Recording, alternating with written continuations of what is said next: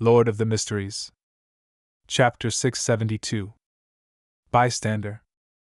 Upon glancing at the silent Katla, Klein suddenly felt a little awkward. He didn't speak again as he turned and jumped off the boulder. He walked into the black cloister through the half-open door. In the square surrounded by a gloomy tower and the buildings, there were remnant fires from a war. Gigantic arrows were embedded in the ground, with the end of their shafts softly wobbling from the wind. Franklin was still digging and planting something, but there wasn't food by his feet anymore, but a pool of flesh and blood. What experiments do you plan on performing on them? Klein, who walked past, couldn't help but ask. Frank smiled in excitement. Plenty! For example, all I need is one ox that can satisfy the meat requirements of an entire ship. Every time a piece of meat is sliced off, it will regrow new flesh again. Why is it oxen again? Klein was momentarily unable to provide a response. All he could do was silently draw the crimson moon inwardly. Along the way, he encountered Navigator Odilov, who was reading on the ground, Nina, who was almost taking off her clothes due to her inebriation, Heath Doyle, who was hiding silently in the shadows of a corner, before arriving at the hall filled with murals. At some point in time, Anderson Hood had conjured a reclining chair and was leisurely lying on it, observing the extremely religious and holy murals on the dome. Sigh, we're finally about to leave these cursed waters. It will just be another 2 noons and nights. Seeing Gehrman Sparrow enter, the strongest hunter sighed from the bottom of his heart. As long as we successfully leave this area, then I'll no longer need to worry about any remnant problems. Klein originally wished to ask him to shut up, but since he was talking about himself and no one else, he couldn't be bothered. He asked in passing, "Are you from Intis?" "Barely. My father is from Intis, and my mother is from Seeger," Anderson answered, with the full intention of having a chat. Klein continued, taking a few steps forward. "Then, do you believe in the eternal blazing sun, god of steam and machinery, or the god of knowledge and wisdom?" Anderson's expression suddenly turned a little odd. "My faith was originally in the god of knowledge and wisdom, but their priests are too despicable. Just because I failed my examinations, they ignored my ordinarily handsome face and treated me as a ret * road pui. I'm just better at other topics. My intelligence is in no way lacking. My eye for aesthetics and my basic foundation in drawing has always been excellent. Heh. Before becoming a hunter, my dream was to be an artist. Of course, after coming to the sea, my faith is more or less in the Lord of Storms." Upon hearing Anderson's description, Klein suddenly thought of a joke *. A priest from the god of knowledge and wisdom might make such a statement. He failed his examinations? This child is hopeless. Just bury him. He was about to lead the conversation into Anderson's life as a hunter, as he was the only person apart from Queen Mystic who could communicate with him normally in this dream world, when he suddenly heard the sound of a door creaking open. In the depths of the Hall of Murals, there was the sound of a door opening. Anderson just mentioned about successfully leaving these waters. Klein felt an inexplicable urge to facepalm himself as he focused his gaze on the source of the sound. Following that, he saw a man in a short linen robe running out from the depths of the Hall of Murals and towards them. The man had luxuriant raven black hair, but he had wrinkles on his face, as though he had suffered plenty of hardship. Saint of Darkness Leo Master. Leo Master's good side. Klein recognized the man, and he immediately discovered a tall figure surface in the depths of the Hall of Murals.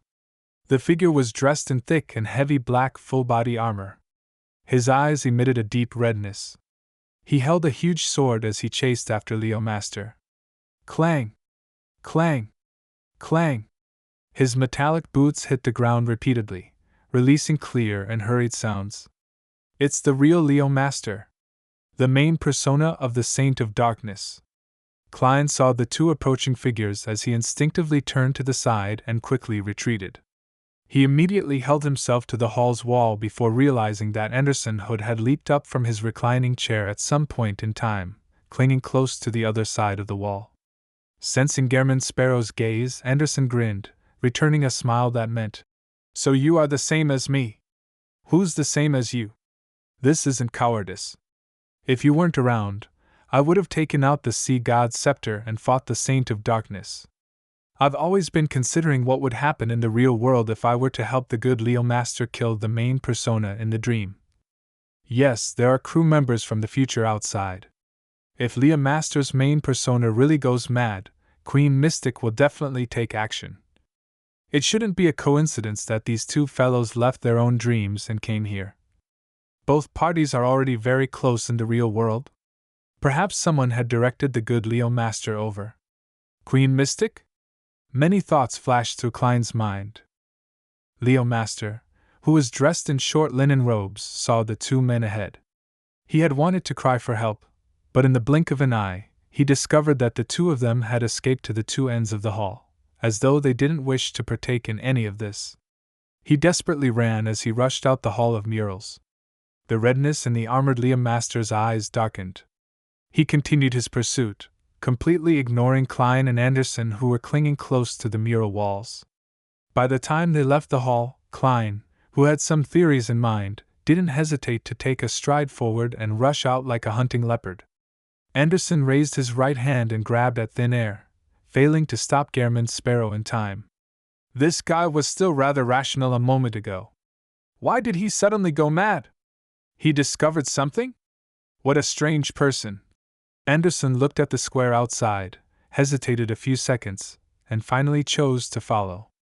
They chased all the way out the Black Cloister, and they arrived in the region where the Admiral of Stars was. Klein saw the linen-robed Leo Master circling around the boulder to escape his evil counterpart. Then, he took the opportunity and faced the projection of the giant king's court on the opposite mountains, praying softly with ancient Hermes. The Lord that created everything. You are omnipotent and omniscient. After making another circle, the good Leo Master continued chanting. You are the source of everything great. You are the beginning and the end. You are the God of gods. You are the ruler of the vast astral world. With the honorific name spoken, the sea of clouds that separated the two mountains suddenly stirred before slowly splitting apart and revealing a deep crevice at the bottom. The projection of the giant king's court on the opposite side suddenly sucked up the frozen dust that was extremely distant. However, nothing happened after that. Klein seemed to figure out something as he turned his head to look at the buildings near to the Black Cloister's door. He saw that, behind a clean floor-to-ceiling window, the beautiful but distant Queen Mystic Bernadette was watching everything that was happening in silence. She was indeed the one who made the good Leo Master escape from his dream and arrive here. Since a listener from the Aurora Order was able to bring little Jack into the forsaken land of God, it doesn't make sense that the Saint of Darkness isn't able to do so. When there's no path ahead, and with him seeing the projection of the giant king's court, Leo Master's split personality will definitely wish to escape into it. Hence, he demonstrated the way to enter the forsaken land of God to the person observing in secret. Klein retracted his gaze with great certainty. As for why Leo Master didn't succeed, he believed it was because he wasn't in the right location. He needs to be deep in those waters, and he needs to find a particular spot that is surrounded by danger and strangeness. Then, only by chanting the honorific name of the City of Silver's creator in the dream brought about by the night, will the passage that's hidden in the projection of the giant king's court be opened. Following that, one can enter with the aid of a dream, bringing one's body and ship to transmigrate through the fog that mixes reality and illusion, so as to reach the shores of the forsaken land of God? Klein thought of certain possibilities. To him, the method of entering the forsaken land of God wasn't something he needed to care about. If he wished to do so, once he advanced to sequence 4 and truly obtained a certain level of godhood, he could get Little Sun to set up a descent or bestowment ritual for him to directly descend. However, if he used this to reverse engineer the way to leave the forsaken land of God, it would be extremely useful. This was priceless for the City of Silver. From the looks of it, the key to leaving the forsaken land of God is really in the giant king's court, but as to what it is, there's no way of guessing it.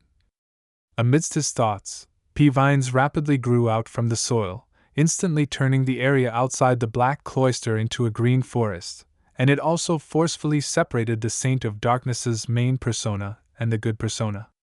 Then, Klein saw through the gaps of the pea vines that Katla had stood up.